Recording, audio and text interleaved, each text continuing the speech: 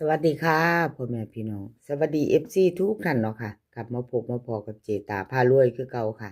ในทางช่อง YouTube คลิปนี้เจตาก็จะว่างแนวทางของเล่าวพัฒนาค่ะเห็นอยู่นี่จะเป็นประวัติของมาดามคำนวณค่ะดารามาดามดาราคำนวณดารามาดามคนสวยในคนสวยรวยนำใจเนาะค่ะของเพิ่นวิ่งรูด052ค่ะ00ล่าง วิ่งลูด2 ตัวเบิ้ล3 ตัวไม่เดินของมาดามคำนวณลดไปค่ะกับขอโทษขออภัยFCทุกท่านเนาะแทนมาดามคำนวณเบิ่ง2 งวดค่ะไม่เป็นไรเนาะเก่าหลุดไปใหม่มาค่ะมาดามคำนวณให้มาแล้วไปต่อไปใหม่มื้อนี้ค่ะมื้อแรง20:30ไปต่อกับมาดามคำนวณแคปหน้าจอไว้เด้อค่ะเตรียมแคปหน้าจอไปกับดาราคนสวยรวยนำใจมือแรงหลุดแล้วหลุดเลยไม่เป็นไรเจตาเป็นกำลังแรงใจให้คือเก่าเป็นกำลังใจให้กันและกันเหมือนเดิมเนาะค่ะกับขอบคุญขอบคุณมาดามคำนวณค่ะที่ให้แนวทางมาว่างทางช่องของเจตาเนาะเลขทุกตัวมาวางเพื่อเป็นแนวทางค่ะโปรดใช้วิจารณญาณในการรับชมเป็นอย่างสูงค่ะลาวพัฒนาค่ะมื้อนี้เป็นวันที่29เป็นวันจันทร์เนาะค่ะวิ่งรูดของมาดามคำนวณเพิ่นให้มา7กับ9 2 ตัว4 หางค่ะ7 4 3 7 3 7 3 9 5 7 5 9ค่ะเบิ้ล7 7 9 9 3 ตัว3 หางค่ะ3 5 7 3 5 9 7 7 9ค่ะวิ่งรูด7กับ9เพิ่นเด่นทอกันเด้อค่ะมาดามคำนวณวงกลมให้เท่ากัน2 ตัวเน้น2 หางค่ะ57กับ59 3 ตัวเน้น2 หางค่ะ357 359ไผจะต่อกับมาดามคำนวณแคปหน้าจอค่ะไปต่อมื้อแลง20:30ลาวพัฒนากับมาดามคำนวณดาราคนสวยรวยน้ำใจเนาะค่ะของเพิ่นก็หลุดไปวันที่26มื้อแลงค่ะมื้อแลงข้ามโค้งไปเที่ยวต่อกับมาดามคำนวณเนาะค่ะไปเที่ยวต่อกับมาดามคำนวณแคปหน้าจอค่ะแคปหน้าจอจะได้ไปต่อข้ามโค้งมื้อแลงลาวพัฒนาเนาะค่ะ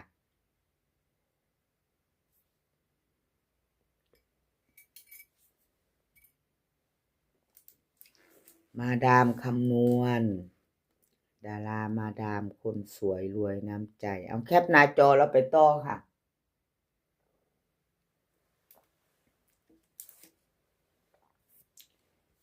แคปหน้าจอแล้วไปต่อเป็นของใครเลขลับนางฟ้าเลขลับนางฟ้าวันที่26ที่ผ่านมาเนาะค่ะรับนางฟ้า052 3 ตัวบน00ล่างวิ่งรูด2 ตัวเบิ้ล3 ตัวไม่มาไม่เดินเนาะค่ะให้เบิ่ง2 งวดค่ะเจตาชัดเจนเก่าหลุดไปใหม่มาเนาะค่ะครับขอบคุญขอบคุณเลขลับนางฟ้าค่ะที่ให้แนวทางมาว่างทางช่องของเจตาเนาะค่ะขอบพระคุณเป็นอย่างสูงค่ะเอามาไปต่อค่ะมาไปต่อหลุดแล้วหลุดเลยไปต่อวันนี้20:30กับลาวพัฒนาแนวทางของเลขลับนางฟ้าเนาะค่ะไปต่อกันวิ่งรูดเพิ่นให้มาค่ะ3กับ5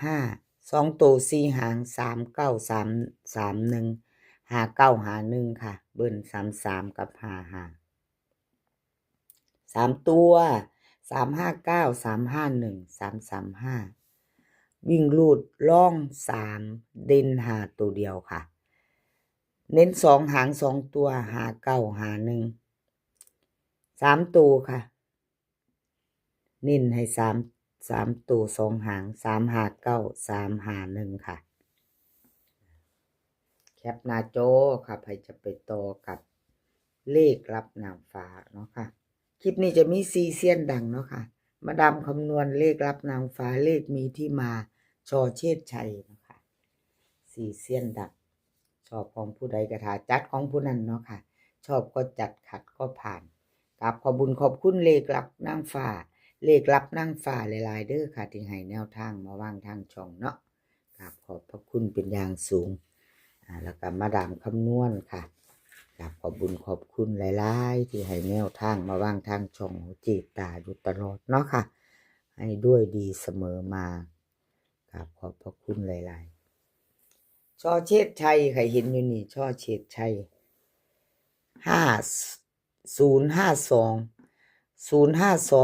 3ตัวบน00ล่างวิ่งรูดเพิ่นเข้าไป0อยู่เนาะค่ะ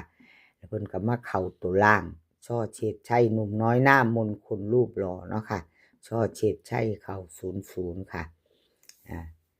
เพิ่นเข้าไปอยู่ FC เป็นจังไดได้ตามน้ำช่อเชษชัยบ่ค่ะถ้าโชคดีมันก็ดีใจนำเนาะพี่น้องดีใจด้วยเนาะค่ะคันยังบ่ทันใดท่านตามก็มาตามใหม่ไปต่อมื้อแลงลาวพัฒนาวันที่29เนาะค่ะก็มาตามใหม่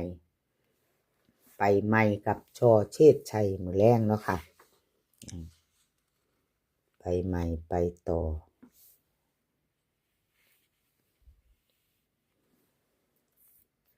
ช่อเชษชัยลาวพัฒนา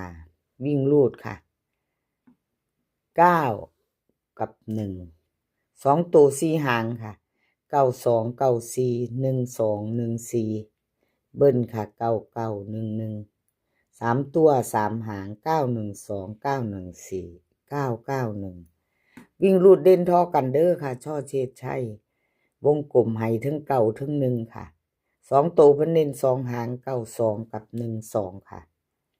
3ตัวเน้นหางเดียว3ตัว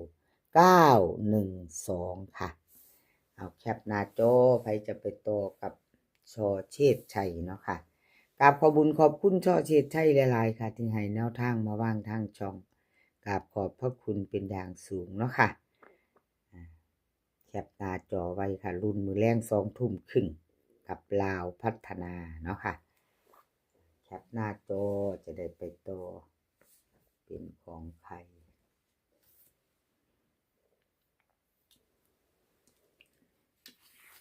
เลขมีที่มาค่ะเลขมีที่มาค่ะของวันที่26เลขมีที่มา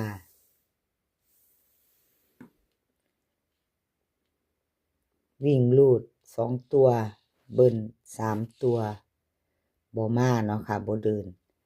ลาวพัฒนา26ออกบน052ค่ะล่าง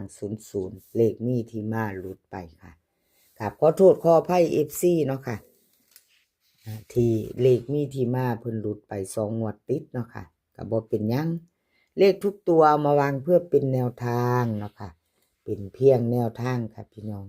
หลุดเก่าหลุดไปเนาะใหม่มาแล้วค่ะมื้อแรงเฮาไปต่อกับเพิ่นไปต่อไปใหม่ค่ะมื้อแรงเลขมีที่มาค่ะเตรียมแคปหน้าจอไปจะไปต่อไปลุ้นกันเนาะค่ะวิ่งรูดเพิ่นให้มา8กับ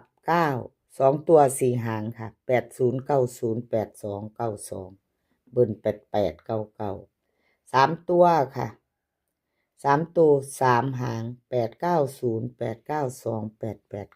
889วิ่งรูดค่ะล่อง8เด่น9เน้น2หางค่ะ90กับ92 3ตัวค่ะ890 892แคปหน้าจอไว้ค่ะใครจะไปต่อกับเลขมีที่มาเนาะแคปหน้าจอเราไปต่อมื้อแรงกับเพิ่นกราบขอบคุญขอบคุณเลขมีที่มาหลายๆเด้อค่ะที่ให้แนวทางมาวางทางช่องกราบขอบพระคุณเป็นอย่างสูงค่ะคลิปนี้ขอพี่น้องโชคดีกับลาวพัฒนามื้อแรงค่ะโชคดีกันทุกคนมื้อนี้ก็ขอให้มีความสุขขอให้สุขภาพร่างกายแข็งแรงค่ะสุขภาพย่อมมาก่อนเสมอเนาะค่ะหนาวมาอีกแล้วค่ะพี่น้องบาง2-3 มื้อร้อนเริ่มหนาวมาอีกแล้ว ดูแลสุขภาพกันเนาะเดินทางไปไสก็ขอให้ปลอดภัยค่ะเดินทางไปขอให้มีโชคกลับมาขอให้มีชัยคลิปหน้าพ้อกันใหม่ค่ะคลิปนี้ก็สวัสดีค่ะ